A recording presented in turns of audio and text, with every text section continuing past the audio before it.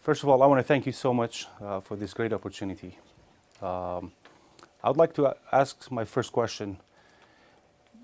There are some people saying Mr. Gulen will go back to Turkey as Imam Khomeini did back in the 1970s.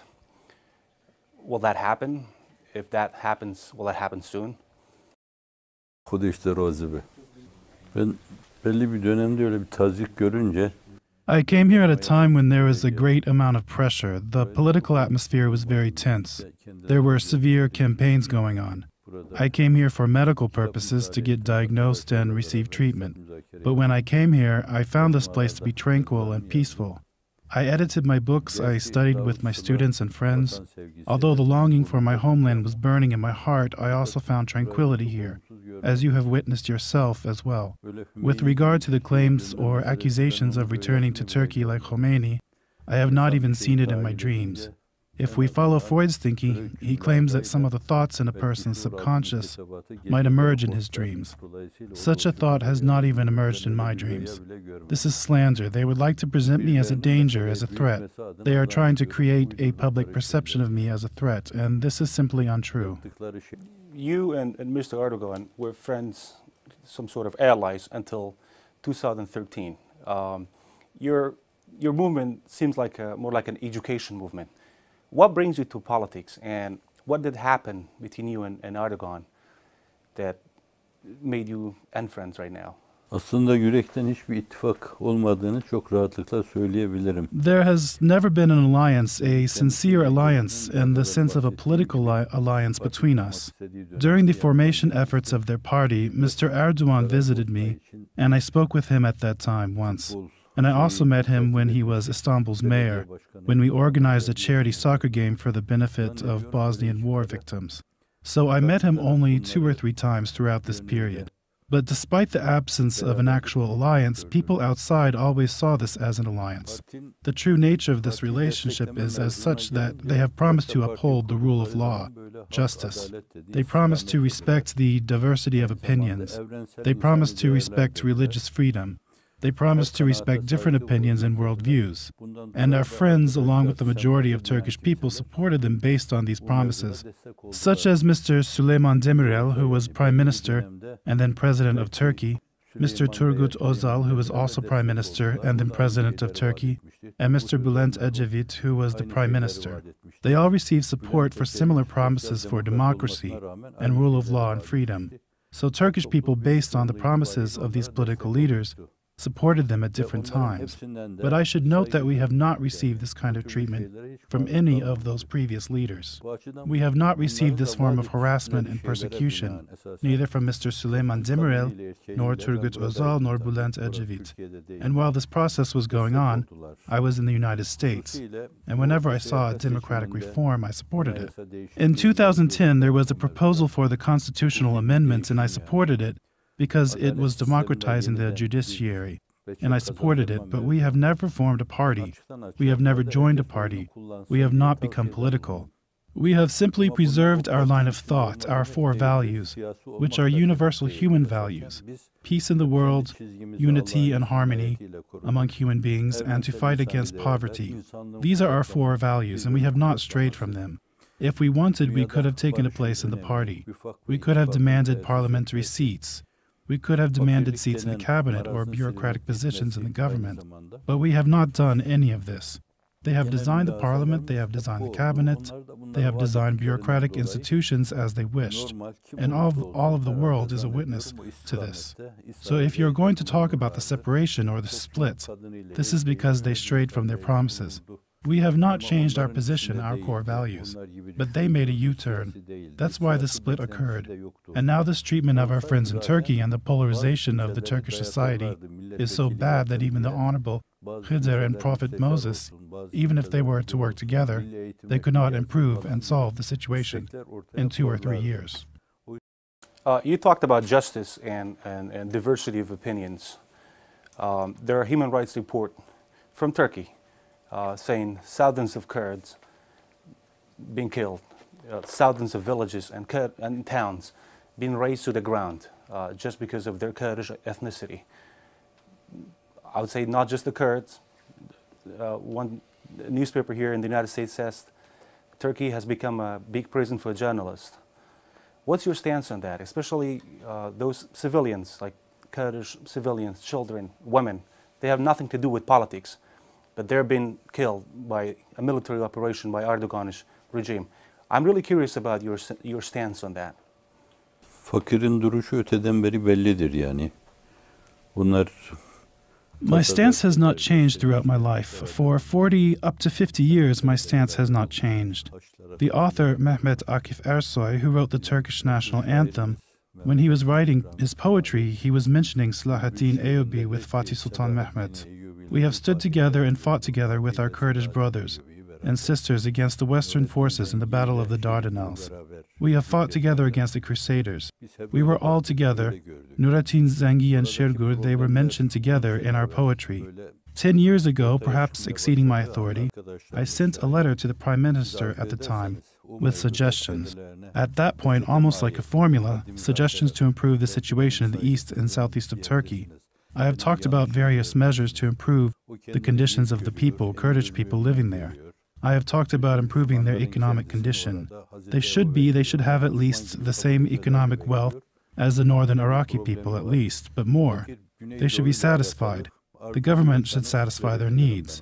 For the entrepreneurs, the government should help them find opportunities for entrepreneurship. Educational opportunities should be brought there. The use of the Kurdish language absolutely should be allowed. Many years ago, Bediüzzaman Said Nursi talked about establishing a university in that region in which Arabic would be taught and Turkish would be taught and Kurdish also would be taught and used. I talked about establishing medical centers and having family doctors, family physicians, who will take care of the families there. I proposed that the health classes in elementary schools should be taught by these doctors, instead of people who don't know medicine. I suggested that the military officers, the appointed members of the judiciary, the governors and the bureaucrats should be selected with the mindset of pluralism and inclusivism. And the whole society, people of that region, should be embraced by the government. But my proposal, my suggestions were rejected right away. They claimed that they had appointed this one governor and he refused to serve there, and then the whole list of suggestions was completely discarded. So my stance did not change for 50 years. I consider myself like the dog of the Ashab al-Kahf, so I don't see myself as capable of proposing such things. But I just wanted to do my part in trying to solve the situation. And you can examine my books, my speeches for 50 years. You will not see anything against this stance. But now, instead of following or heeding these suggestions, they have turned that region into a bloodbath. We have been with the Kurdish citizens of Turkey, and even the Kurds in the region. We have been together throughout history. We have fought together.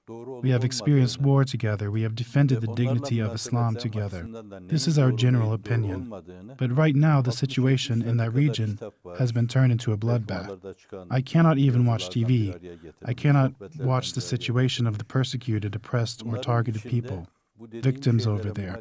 On the one hand, you see the civilian casualties and civilian suffering. On the other hand, you see the soldiers who are led to an end which they don't know, and they are martyred. I think this is the result of an administration which is not capable, which does not have the competence to address and solve such a situation. You talked about Said Nursi. I'm really curious, are you currently having any sort of relations with any Kurdish scholar, any Kurdish religious, or maybe a political leader? That's one.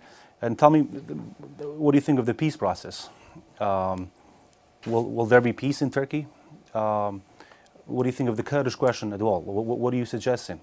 How do we solve this military operation or this prejudice against minorities in Turkey? I'm really curious about your recommendations, your advice to that region. How do we gain peace? Böyle hepsini belki hatırlayamayacağım. During my life in Turkey, I have met with several Kurdish scholars, ulama, and opinion leaders. I don't remember, unfortunately, all of their names, but I remember Sheikh Bedrettin and Sheikh Nurettin. And after I left Turkey, my family members, my brothers, visited them when they lost their children. They paid them visits, expressed their sorrow. And these Kurdish opinion leaders, they expressed their wish for their children to participate in the Hizmet movement.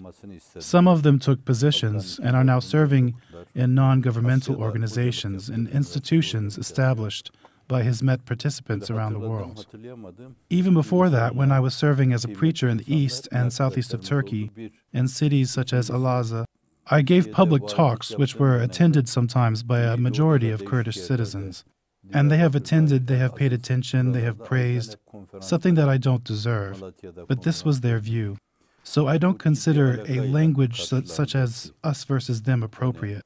We are one nation, we are Anatolia. We are components of the Muslim world, and our relationship and the treatment of the citizens should be based on respect. This is what I have tried to do throughout my life, to respect them and to hold their language at the top of my head. But unfortunately now, a negative path has been taken. I have warned, to my capability I have warned, I have tried to send messages to government leaders that this is not the right path. But unfortunately they did not listen to us. With regard to the use of overpowering force, they did not listen to our voice. They did not listen to me in this matter, just as they didn't listen to me in the matter of Syria, the Syrian troubles. Then some government officials, such as the former Secretary of State or Foreign Minister Davutoglu, and others, and a former minister visited me. I told them that you cannot solve this problem by accepting these refugees, scores of them. Instead, we should try to work with Assad, try to transition, help transition Syria into a democracy. If necessary, provide financial help to them, provide other kinds of help to them, and help Syria transition to democracy gradually, so that in such a democracy in Syria, the Turks, the Kurds, the Sunnis, the Arabs, everyone can have a place in a parliament.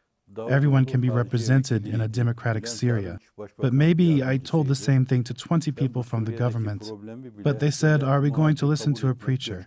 And they did not take my advice seriously. So they see themselves as so high that they do not see my advice as worthy of listening to. And my position was and still is that these problems cannot be solved through guns and cannons. It can only be solved through respect and love. You should open your heart to everybody, even to the people who turn their guns against you. You should have a bow with a rose on it, because this kind of treatment with force is causing families and mothers and fathers to suffer, because those children, those youth who go to the mountains, those girls who go to the mountains, they are the children of families. When they die, they leave a wound in the hearts of their families. But for 30 years, only power and force has been used, and many other wrongful treatment has been conducted. And my advice, my formula and recommendation for the future is no different. This can only be solved through the smile, through love, through respect. And if we have administrators, governors, the heads of state, we can address this in a rational way by coming up with mechanisms and projects, considering all the dimensions of the problem and the realities on the ground, and solve it. But it might take, I'm afraid, at least 25 years. Perhaps some of the generations living now will not be there anymore, but their children will see those days. All right, so are you in touch with any Kurdish leaders right now? I have not been in touch with any Kurdish leaders. Especially with Turkey's governing party, our relationship was cut severely after the December 23, 2013 event. After that, from Turkey and from other parts of the world, our people came here to visit, but I did not get in touch with political leaders.